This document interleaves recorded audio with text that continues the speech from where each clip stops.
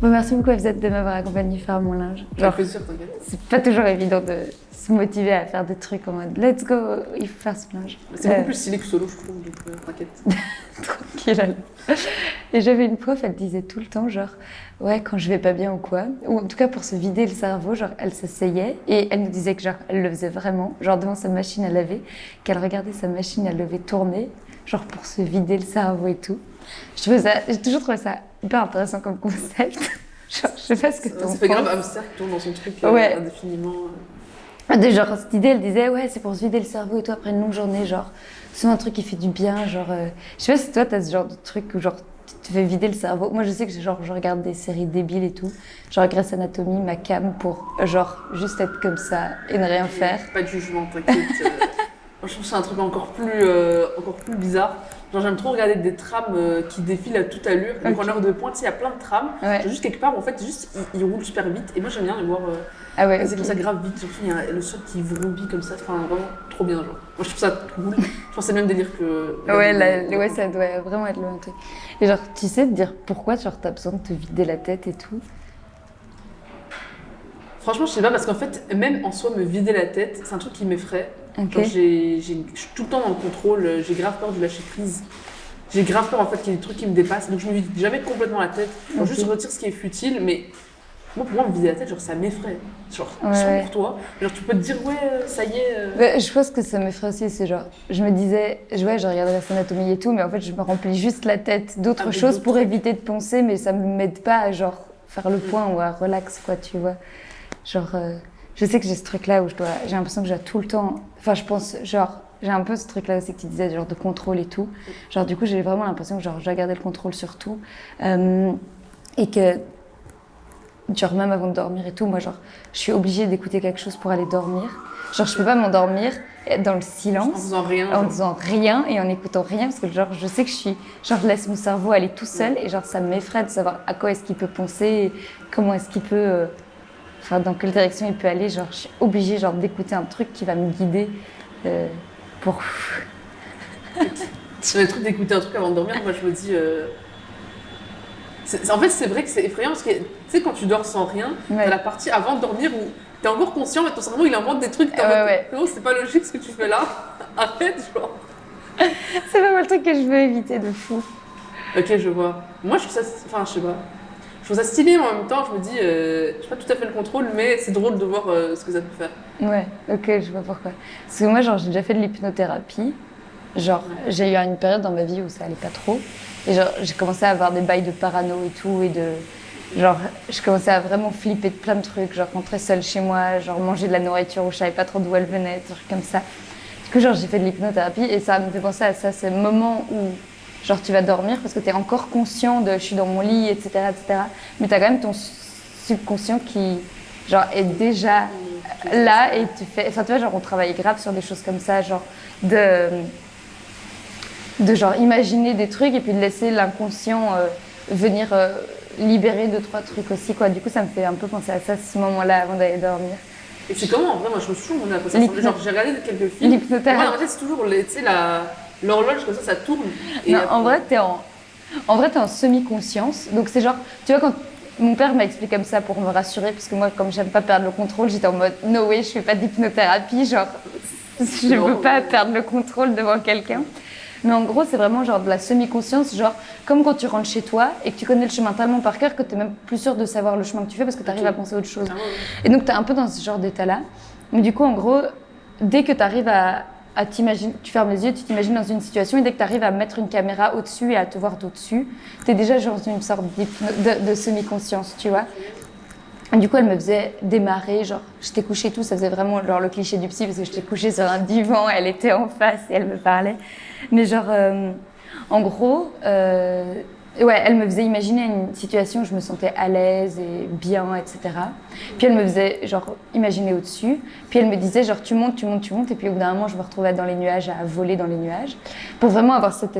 Je crois que c'est comme ça qu'elle me faisait monter en semi-conscience. Et puis une fois là, elle me proposait des exercices. Genre moi, comme j'avais peur de rentrer le soir, ben, on faisait des exercices où je devais m'imaginer marcher seule le soir. Et on venait à coller des trucs rassurants sur mon inconscient en fait. On travaille sur des anciens souvenirs aussi pour les les apaiser, etc. Et en vrai, c'était grave cool comme thérapie parce que c'était vraiment pas long, tu vois. Genre, je crois que j'ai fait 3 ou 4 séances et les résultats fonctionnent, quoi, tu vois. Enfin, genre, pour des trucs comme ça fonctionne. Après, j'étais en mode, est-ce que c'est un pansement? En mode, ça a soigné quelques petites choses qui allaient pas bien, mais en même temps, ça a pas soigné le fait de pourquoi est-ce que je me sentais pas bien, tu vois. Mais sur le moment, genre, ça m'a grave aidé parce que c'était vraiment ce dont j'avais besoin, quoi, à ce moment-là de ma vie. Mais toi, t'as déjà été chez des psys, des trucs comme ça?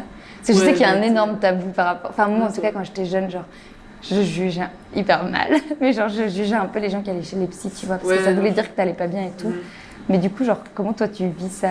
Mais c'est vrai que j'ai l'impression qu'on a grave considéré ça comme un truc un peu bizarre. Ouais, tu vas chez les psys. Ces derniers temps, je trouve que la parole est pas mal libérée autour de ça. Et il y a même aussi beaucoup de sensibilisation autour du choix qu'on fait de nos psys et de pas juste faire des trucs ghetto comme ça au hasard. Mais ouais, l'expérience avec les psys, enfin, je sais pas, moi je trouve ça un peu gênant, mais genre pour moi. Surtout ma première expérience, c'était genre avec la psy de l'école, centre PMS, deuxième secondaire, ghetto. Enfin, genre, elle n'avait pas le temps, c'était vu par les profs comme une excuse pour pas aller en cours. Enfin, vraiment, j'ai l'impression que ça n'avait aucun sens. Et du coup, moi, j'ai gardé un mauvais souvenir pendant toute la secondaire. J'ai pas été très longtemps chez elle, déjà. Mais le truc ghetto donne pas trop envie, quoi. C'est bien, tu sais, les trucs, genre au dernier étage de l'école, dans un couloir au fond, ça, centre PMS, personne ne sait exactement ce qu'ils font. Est-ce qu'il y a une psy? Quelqu'un peut aller voir s'il y a vraiment une psy là-bas ou quoi? Vous êtes assis. Et tu rentres, genre, cet endroit il est mystérieux. C'est un monde parallèle par rapport au reste de l'école. Mais ouais, non, mais du coup, moi je trouve ça. Au début, j'étais en mode, ok, c'était pas comme dans les films, il n'y avait pas le divan et tout, j'étais dégueu, mais j'étais en face d'elle, toujours vraiment ghetto. Le contexte, tout est ghetto. Les raisons pour lesquelles j'ai été, c'était ghetto. Tout était ghetto. Et, mais donc, arrivé là-bas, je suis ok, ouais, c'est peut-être ça.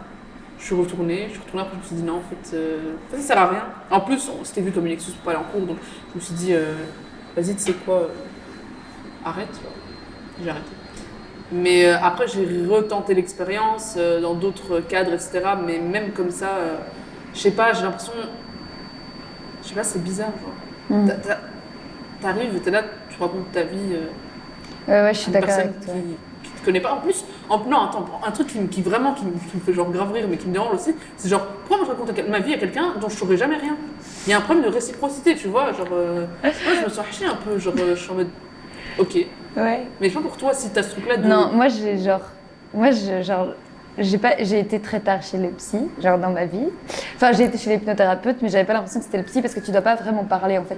Du coup, là, t'es vraiment guidée et elle me laissait le choix. Il y a des hypnothérapeutes, genre où tu vas juste faire des mouvements. Mais moi, elle me laissait le choix de répondre, tu vois. Genre, elle me disait, voilà, qu'est-ce que tu vois? Et je pouvais lui dire. Mais parfois, si j'avais pas envie, je lui disais pas et je travaillais toute seule dans ma tête, tu vois. Donc, il y avait pas ce truc de je me livre et je te raconte des trucs. Mais genre, c'est vrai que genre, j'ai été voir 3 psys en l'espace de 2 ans, je pense. Genre, en enfer, moi, j'aime pas, j'ai plus de psy pour le moment, alors que je pense que genre, ce serait pas mal de y retourner. Mais genre, je trouve ça horrible de déjà choisir correctement son psy. Parce que, genre, la première personne, j'ai été genre 1 ou 2, 3 fois, je pense. Moi, le truc, c'est que j'arrive chez le psy, on me demande ça va, je me mets à pleurer. Genre, instant. Même si, genre, ma journée était hyper cool et que je me dis, ça va mieux et tout, j'arrive chez le psy, on me dit, est-ce que ça va? Et genre, je commence à pleurer en mode, en fait, ça va pas. Genre, je me sens vraiment. J'étais vraiment en mode, pourquoi? Je n'ai pas envie, mais genre, l'environnement fait que c'est ici, tu peux te lâcher. Et du coup, genre, je me lâche. Et genre, en vrai, elles étaient toutes les 3 très différentes. La première, j'ai très, très vague souvenir, mais je pense que je me sentais juste pas hyper à l'aise et qu'elle avait très vite posé le diagnostic, genre, je crois que tu souffres d'un trouble anxieux, etc., etc. Mais genre, moi, j'étais en mode, ok, oui, c'est vrai que je suis très... Enfin, tu vois, genre, mais je sais pas... Mais je crois que je suis complètement indécise, genre je suis en mode, mais je veux savoir ce qui va pas. Mais en même temps, quand on me le dit trop vite, j'ai l'impression que t'es un charlatan et que comment tu peux savoir ce qui va pas. Mais du coup, et puis elle avait fait des petits exercices de méditation et tout. Genre c'était pas mal, je pense qu'elle était bien, mais genre j'étais en mode, c'est pas ce que j'ai en besoin pour le moment. Avec la deuxième, genre je me sentais plus à l'aise. Mais moi, j'ai pas de problème à raconter. Parce qu'en fait, je filtre un peu. Parfois, je mens, tu vois, aussi. Genre, je filtre un peu ce que je raconte et Mais c'est le truc, c'est que comme il t'emmène, parfois j'ai l'impression que je raconte des choses et je suis en mode, mais c'est pas pour ça que je suis là, en fait, je sais pas pourquoi je te raconte ça, alors que moi je veux travailler sur pourquoi là, maintenant, j'ai quelque chose qui va pas et j'ai pas envie de te raconter comment était ma famille, mes parents, machin, tu vois. C'est là que tu te dis, c'est un charlatan, Ouais. ils vont de raconter ça. Bizarre. Bah ouais, c'est là où tu te dis, putain, ouais, je raconte tout ça et ok, c'est vrai, enfin, j'entends que la cellule familiale et tout aide à comprendre comment tu as grandi, tu t'es développé et tout, mais c'est vrai qu'il y a un petit truc de, bon, ben je raconte ça, et puis moi j'ai tout le temps peur, tu vois, je me dis, maman, elle est bien, et j'ai pas envie de dire quelque chose qui pourrait faire croire que c'est la faute de ta mère, alors que non, ma maman, je l'aime et tout. Donc, tu vois, il y a un petit truc, t'as l'impression que tu trahis un peu les gens avec qui t'as grandi. Genre moi j'avais ça, je sais pas, genre toi t'as dû beaucoup parler de ce genre de trucs de famille et tout, beaucoup, mais enfin j'ai dû, mais c'est un truc dont je parle vraiment très difficilement, encore plus à quelqu'un qui va rien me raconter en retour, genre j'en ai mais je sais que c'est hyper important et je sais que ça joue beaucoup et que même en fait, dans le cheminement que j'ai eu, en fait le peu que j'ai dit à ce sujet en disait long sur comment j'allais actuellement et comment je percevais les choses et en fait que je le veuille ou non, c'était genre ça me suivait. C'est en fait tout le monde, hein, ça nous suivra toujours. Oui. Je pense l'environnement dans lequel on a grandi, comment on a vécu notre relation avec nos parents, avec nos frères et sœurs si on en a et tout. Genre c'est un truc qui nous suit et je sais pas. En fait je me dis, je comprends qu'il faille revenir là-dessus quand t'as un suivi chez le psy, mais en même temps, je sais pas, je trouve ça gênant un peu et je me dis si on pouvait s'en passer, why not? Tu vois, genre Michel, moi, c'est pas la chose que je préfère raconter. Du coup, s'il y a moyen de juste pas en parler, de se focaliser sur les problèmes de maintenant. Et en même temps, tu vois, c'est pas possible. Donc on est un peu dans ce truc-là, un peu paradoxal. Je sais que c'est nécessaire, mais en même temps, j'ai pas envie. Mais si j'ai pas envie, je veux pas réussir à avancer. Et machin, je suis d'accord avec toi. Il y a vraiment ce truc de. Je trouve aussi de. Il faut avancer. Mais donc pour avancer, il faut revenir à très loin. Et genre, c'est genre trop la flemme de. Et tu sais plus où t'avances parce que du coup, on va se concentrer sur quelque chose. Toi, t'avais pas l'impression que c'était important. Du coup, on passe 2-3 séances à se concentrer là-dessus et t'es en mode pourquoi? Genre, j'avais pas l'impression. Enfin, moi, je sais que. Genre. C'était vraiment je me sentais vraiment le moins bien possible, c'est quand je sortais de chez le psy, tu vois. Genre, t'allais chez le psy, et puis je sortais de là et j'étais vraiment en mode, ça va pas du tout. Genre, j'avais juste envie de rentrer chez moi, de me mettre en boule, tu vois. Donc, j'étais en mode, pourquoi ça. Enfin, je comprenais pas ce qui marchait pas, et je comprends toujours pas, vu que, genre, j'y arrive pas. Genre, la dernière psy que j'ai été voir, je lui répondais presque plus rien, tu vois. Genre, j'avais plus envie de parler, donc je disais 2-3 trucs, et puis elle laissait des grands silences, elle espérait vraiment que je réponde à la question. Mais les silences après quand t'as fini de parler, ça c'est vraiment gênant. En mode, mais je fais ma péroraison, j'ai fini, t'as pas compris que c'était la fin. Ah ouais, pareil. Genre, je répondais 2-3 phrases parce que j'étais en mode ça, j'ai pas envie de parler de ça. Du coup, j'espérais qu'elle comprenne que ça, j'ai pas envie de parler de ça. Mais genre, on laissait des silences, quoi. C'était vraiment très lent. Et genre, c'était vraiment pesant parce que j'avais du coup l'impression que j'étais obligée de parler. Et du coup, moi, je suis en mode, ok, mais je comprends. Enfin, il y a plein de psys qui m'ont dit, genre, vas-y, c'est ensemble que ça se construit la relation. Si t'as besoin de quelque chose, tu me dis et tout. Moi, j'arrive pas. Moi, je suis en mode, c'est toi le pro, genre. Tu me dis quoi faire. Mais ben ouais, c'est ce truc de tout. On me disait oui, il faut être patient, c'est long et tout, mais tu vois, genre, je sais pas si ça fonctionne et tout. Si tu vas avoir un suivi psychologique, faut grave s'étaler sur la durée. Et tout, on n'a pas forcément la patience de vouloir traiter ses problèmes, genre vraiment aller traiter le mal à la racine et tout. Et il faut une patience dingue, il faut trouver de la place chez un psy. Genre, c'est plein de petits trucs qui font que, en fait, finalement, on flemme et on a l'impression que tout le monde va mal du fait que juste. Enfin, tu vois, flemme, genre vraiment. Et les psychiatres, ils sont d'autant plus inaccessibles. Genre, pour avoir un rendez-vous chez le psychiatre, tu dois attendre, comme chez presque la plupart des spécialistes, tu dois attendre un temps de zinzin. Et le psychiatre, tu vois, c'est un truc encore plus tabou que le psy, tu vois. Et en fait, après, on en vient à c'est un truc aussi qui me saoulait avant, mais en fait, maintenant, je comprends. Avant, on jugeait grave les gens qui s'autodiagnostiquaient. Donc, on était grave en mode l'autodiag, c'est gênant, vous êtes qui pour vous diagnostiquer vous-même? Et en fait, quand tu te rends compte que les psys et les psychiatres encore plus, genre, ils sont grave inaccessibles, que c'est grave dur d'avoir un rendez-vous, en plus, même quand t'en trouves, t'es pas sûr qu'ils soient adaptés à toi, quand tu te rends compte que. En fait, c'est juste impossible d'avoir un diagnostic à un moment efficace quand tu te dis, ok, ben.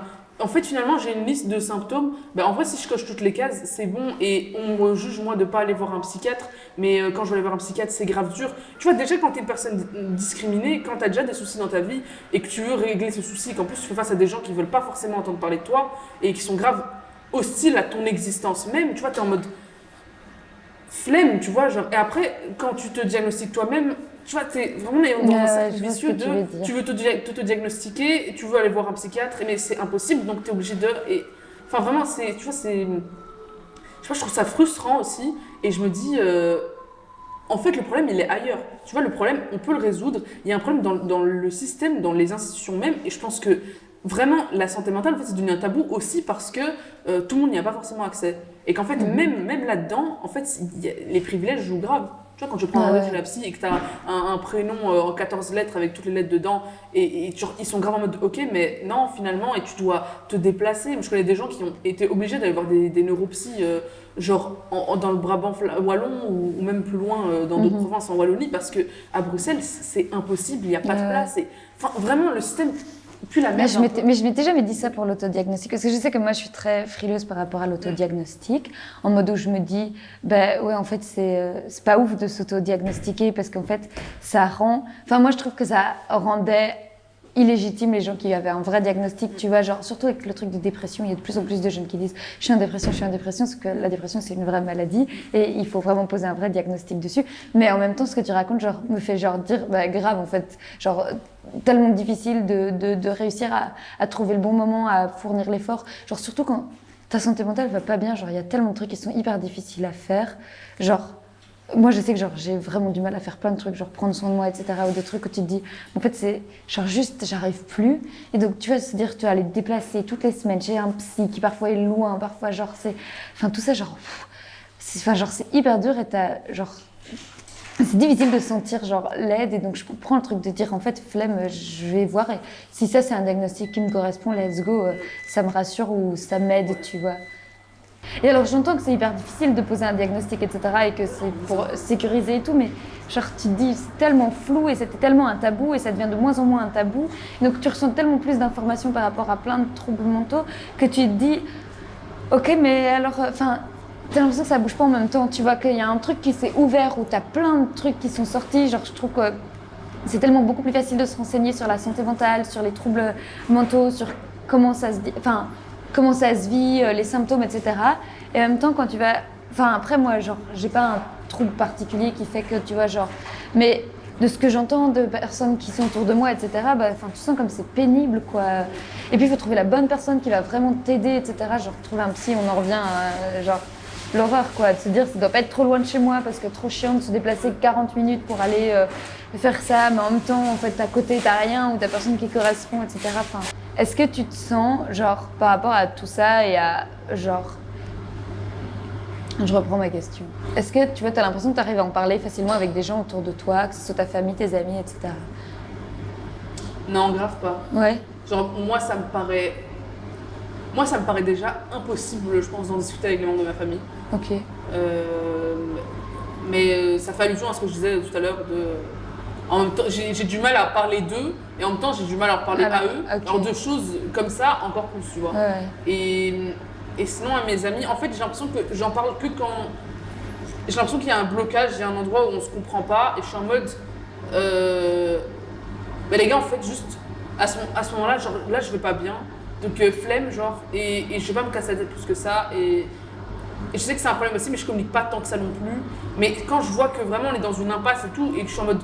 C'est bon, je vais mettre plein de barrières et tout, genre laissez-moi tranquille, j'ai peut-être fait une dinguerie ou j'ai fait quelque chose qu'il fallait pas, mais en fait, juste ça va pas et voilà. Et tu vois, et en plus, il y a aussi un autre truc un peu, j'ai envie de dire culpabilisant, pas forcément, mais genre, t'as le truc un peu, enfin, pour moi qui suis croyante en tout cas, parmi les croyants, on se dit un peu en mode de, genre, quand ça va pas, en vrai, il y a toujours la religion pour t'aider, mais quand de base, genre, c'est vrai, tu vois, revenir à la spiritualité, etc. Bon, en fait, il y a d'autres formes de spiritualité, c'est pas forcément dans la religion, mais genre, que ça peut toujours aider, mais en même temps, t'es dans un truc de...